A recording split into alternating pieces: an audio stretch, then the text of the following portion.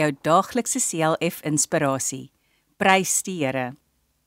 Prys die Here alle nasies, loof hom alle volke, want sy liefde vir ons is sterk. Aan die trou van die Here is daar geen einde nie. Prys die Here, lees ons in Psalm 117.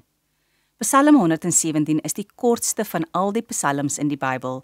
Dit bestaan uit net 30 woorde, maar dit sê vir ons so baie.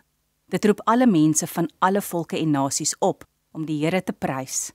Om iemand te prys beteken om net goed van so iemand te praat. Daarom wil die skrywer hê dat alle mense vir God moet prys en loof, want God se liefde vir ons hou nooit op nie. Die Here het ons so lief, solank ons lewe. Partykeer maak ons die Here se hart baie seer, want ons doen sonde, maar nogtans bly hy lief vir ons. As ons vra dat hy ons sonde sal vergewe, doen hy dit. Ons as mense sal nooit regtig verstaan hoe groot God se liefde vir ons is nie. Kom ons bid saam. Liefdevolle Here, baie dankie dat U vir my so lief het.